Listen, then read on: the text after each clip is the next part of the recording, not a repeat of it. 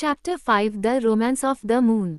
अनंत दृष्टि शक्ति से संपन्न और ब्रह्मांड को गुरुत्वाकर्षण के अज्ञात केंद्र पर बैठा हुआ एक दर्शक सृष्टि के अस्त व्यस्त युग के दौरान असंख्य परमाणुओं को पूरे अंतरिक्ष में भरता हुआ देख सकता था। लेकिन धीरे धीरे जैसे जैसे सदियां बीतती गईं, एक परिवर्तन हुआ। गुरुत्वाकर्षण का एक नियम प्रकट हुआ जिसका भटकते परमाणुओं ने पालन किया।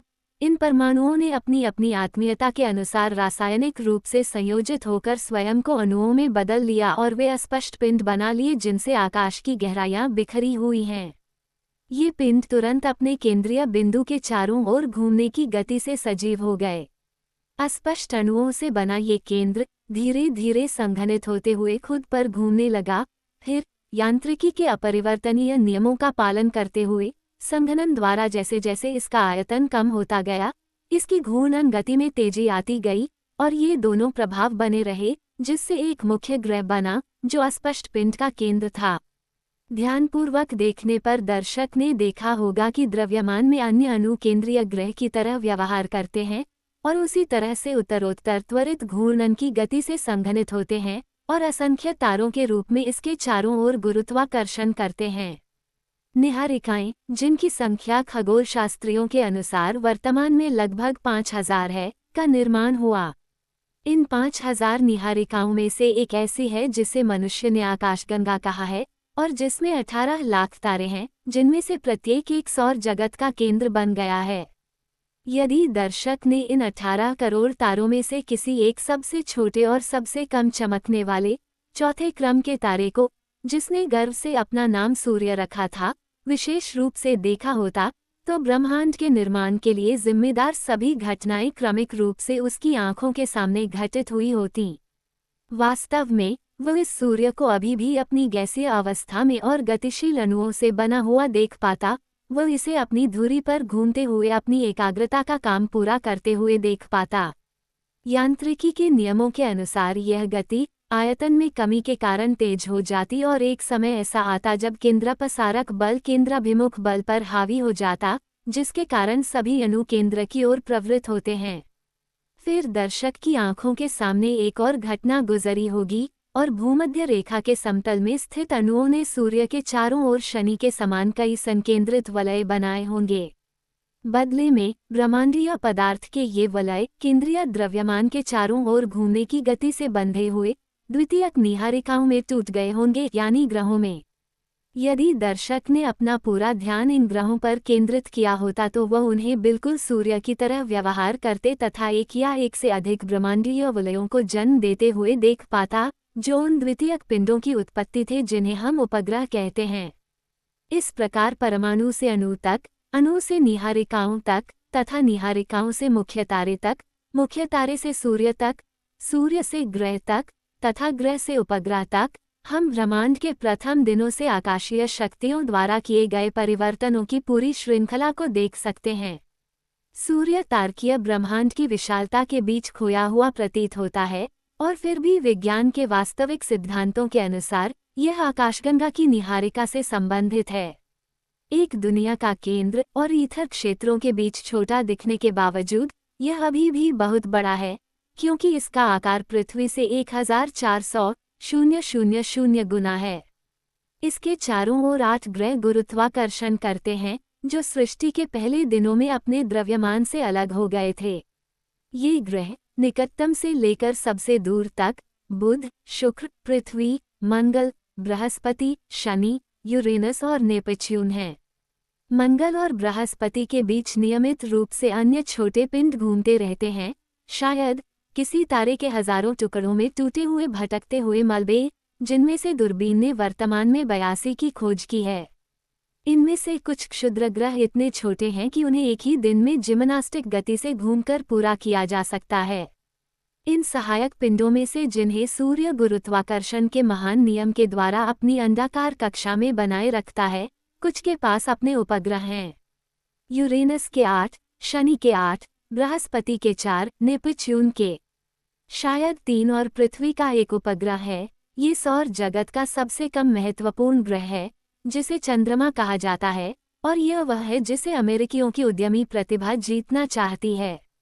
रात्रि की रानी अपनी सापेक्षिक निकटता तथा अपने विभिन्न स्वरूपों के तेजी से नवीनीकृत होने वाले दृश्य के कारण पहले तो पृथ्वी के निवासियों का ध्यान सूर्य की ओर आकर्षित करती थी, किंतु सूर्य दृष्टि को थका देता है तथा उसके प्रकाश की महिमा उसके प्रशंसकों को अपनी आंखें नीची करने पर मजबूर कर देती है। गोरी फीबी अधिक मानवीय शालीनता से खुद को अपनी विनम्र शालीनता में दिखने देती है। वह देखने में कोमल है, महत्वाकांक्षी नहीं है, और फिर भी वो कभी कभी अपने भाई अपोलो को ग्रहण लगा देती है बिना उसके द्वारा ग्रहण किए। मुसलमानों ने समझा कि पृथ्वी के इस वफादार दोस्त के प्रति उनका क्या आभार है, और उन्होंने अपने महीनों को उसके चक्कर पर 29-1/2 दिनों में शासित किया। दुनिया के पहले लोगों ने इस पवित्र देवी की विशेष पूजा की। मिस्र के लोग उसे आइसिस कहते थे, फोनीशियन एस्टेर्ट, यूनान के लोग फोबे, बृहस्पति और लेटोना की बेटी, और उन्होंने डायना और सुंदर एंडेमियन की रहस्यमय यात्राओं द्वारा उसके ग्रहणों की व्याख्या की। पौराणिक कथा बताती है कि नेमियन शेर ने पृथ्वी पर अपनी उपस्थिति से पहले चंद्रमा के देश को पार किया, और कवि एजेसिनेक्स, जिसे प्लूटार्क ने उद्धृत किया है, ने अपनी मधुर पंक्तियों में उसकी कोमल आँखों, आकर्षक नाक और मनमोहक मुंह का गुणगान किया, जो आराध्य सेलेन के चमकदार भागों द्वारा निर्मित था। यद्यपि प्राचीन लोग पौराणिक दृष्टिकोण से चंद्रमा के चरित्र, स्वभाव और एक शब्द में कहें तो नैतिक गुणों को समझते थे, फिर भी उनमें से सर्वाधिक विद्वान लोग चंद्रमा के बारे में बहुत अनभिज्ञ थे। हालांकि प्राचीन काल के कई खगोल शास्त्रियों ने कुछ ऐसी विशेषताओं की खोज की है जिनकी पुष्टि अब विज्ञान द्वारा की जा चुकी है। हालांकि आर्केडियन ये दावा करते थे कि वे चंद्रमा के अस्तित्व में आने से पहले के युग में पृथ्वी पर रहते थे, हालांकि सिम्पलिसियस का मानना था कि वह अचल है और क्रिस्टल वॉल्ट से जुड़ा हुआ है। हालांकि टैसिट्स उसे सौर कक्षा से टूटे हुए टुकड़े के रूप में देखता था, और अरस्तु के शिष्य क्लेर्च ने उसे एक पॉलिश दर्पण बनाया था जिस पर समुद्र की छवियां प्रतिबिंबित होती थीं। हालांकि संक्षेप में, दूसरों ने उसे केवल पृथ्वी द्वारा छोड़े गए वाष्पों के एक समूह या आधे आग और आधे बर्फ के गोले के रूप में देखा जो खुद पर घूमता था। अन्य विद्वानों ने बुद्धिमानी से अवलोकन के माध्यम से और ऑप्टिकल उपकरणों के बिना रात की रानी को नियंत्रित करने वाले अधिकांश नियमों पर संदेह किया। इस प्रकार ईसा पूर्व 460 में मिलेट्स के थेल्स ने ये राय दी कि चंद्रमा सूर्य से प्रकाशित होता है। समोस के एरिस्टाचस ने उसके चरणों की सही व्याख्या की। क्लियोमेनस ने सिखाया कि वह परावर्तित प्रकाश से चमकता है। चाल्डियन बेरोज ने पाया कि उसके घूमने की गति की अवधि उसके परिक्रमण की गति के बराबर थी, और इस प्रकार उसने समझाया कि चंद्रमा हमेशा एक ही पक्ष क्यों प्रस्तुत करता है। अंत में हिप्पाकस ने ईसाई युग से 200 साल पहले पृथ्वी के उपग्रह की स्पष्ट गति में कुछ असमानताओं की खोज की। इन विभिन्न अवलोकनों की बाद में पुष्टि हुई और अन्य खगोलविदों ने उनसे लाभ उठाया।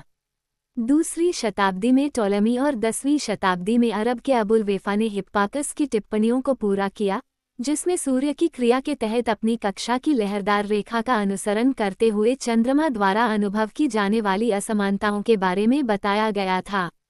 फिर 15वीं शताब्दी में कोपरनिकस और 16वीं शताब्दी में टाइको ब्राहे ने दुनिया की व्यवस्था और खगोलीय पिंडों के बीच चंद्रमा की भूमिका को पूरी तरह से उजागर किया। उस समय उसकी हरकतें तो बहुत अच्छी तरह से जानी जाती थीं, लेकिन उसकी शारीरिक संरचना के बारे में बहुत कम जानकारी थी।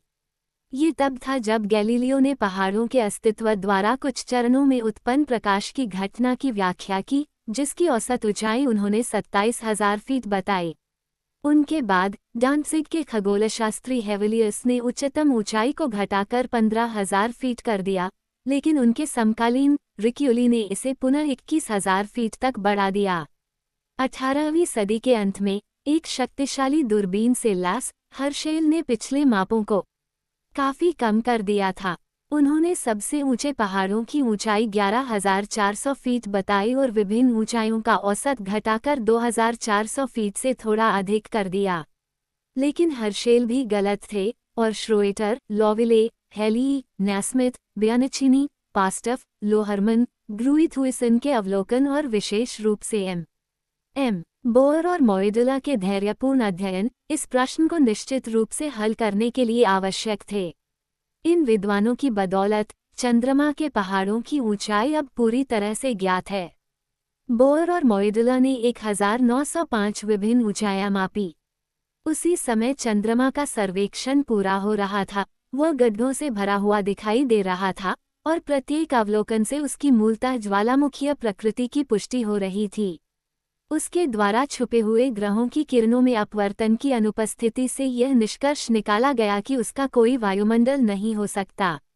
हवा की अनुपस्थिति में पानी की अनुपस्थिति होती है, इसलिए ये स्पष्ट हो गया कि ऐसी परिस्थितियों में रहने के लिए सेलेनाइट्स के पास एक विशेष संगठन होना चाहिए और वे पृथ्वी के निवासियों से विलक्षण रूप से भिन्न हैं। अंत में नई विधियों के कारण अधिक परिष्कृत उपकरणों ने बिना रुके चंद्रमा की खोज की, जिससे उसकी सतह का कोई भी बिंदु अप्रयुक्त नहीं रह गया, और फिर भी उसका व्यास 2150 मील है। उसकी सतह पृथ्वी की सतह का 1/13वां हिस्सा है और उसका आयतन स्थलीय गोलाकार के आयतन का 1/49वां हिस्सा है, लेकिन उसका कोई भी रहस्य खगोलविदों की नज़रों से बच नहीं सका और इन चतुर विद्वानों ने अपने अद्भुत अवलोकनों को और भी आगे तक पहुंचाया। इस प्रकार उन्होंने टिप्पणी की कि जब चंद्रमा पूर्ण अवस्था में होता है तो डिस्क कुछ स्थानों पर सफ़ेद रेखाओं से धारीदार दिखाई देती है और उसके चरणों के दौरान काली रेखाओं से धारीदार दिखाई देती है। इनका अध्ययन अधिक सटीकता से करने से वे इन रेखाओं की सटीक प्रकृति का पता लगाने में सफल हुए। वे समानांतर लकीरों के बीच धंसी हुई लंबी और संकरी खायां हैं, जो आमतौर पर क्रेटरों के किनारों पर स्थित होती हैं। उनकी लंबाई 10 से 100 मील तक होती है और उनकी चौड़ाई लगभग 1600 गज होती है। खगोलविदों ने उन्हें खायां कहा और वे केवल इतना ही कर सकते थे, वे ये पता नहीं लगा सके कि वे प्राचीन नदियों के सूखे हुए तल थे या नहीं। अमेरिकियों को उम्मीद है कि किसी न किसी दिन वे इस भूवैज्ञानिक प्रश्न का समाधान कर लेंगे। वे म्यूनिख के एक विद्वान प्रोफेसर ग्रुइथुइसन द्वारा चंद्रमा की सतह पर खोजी गई समानांतर प्राचीर की श्रृंखला की टोल लेने का भी बीड़ा उठाते हैं, जो उन्हें सेलेनाइट इंजीनियरों द्वारा बनाए गए ऊंचे किलेबंदी की एक प्रणाली मानते थे। ये दो अभी भी अस्पष्ट बिंदु और निस्संदेह कई अन्य केवल चंद्रमा के साथ सीधे संचार द्वारा ही निश्चित रूप से तय किए जा सकते हैं। उसके प्रकाश की तीव्रता के बारे में और कुछ जानने की आवश्यकता नहीं है। ये सूर्य की तुलना में 300,000 गुना कमजोर है और इसकी गर्मी का थर्मामीटर पर कोई विशेष प्रभाव नहीं पड़ता है। राख प्रकाश के रूप में जानी जाने वाली घटना के बारे में ये स्वाभाविक रूप से पृथ्वी से चंद्रमा तक संचरित सूर्य की किरणों के प्रभाव से समझाया गया है और जो चंद्र डिस्क को पूरा करती प्रतीत होती हैं जब यह अपने पहले और अंतिम चरणों के दौरान अर्धचंद्राकार रूप प्रस्तुत करती है। पृथ्वी के उपग्रह के संबंध में अर्जित ज्ञान की स्थिति ऐसी थी कि गन क्लब ने इसके सभी पहलुओं ब्रह्मांड संबंधी, भौगोलिक, भूवैज्ञानिक, राजनीतिक और नैतिक को पूर्ण करने का बीड़ा उठाया।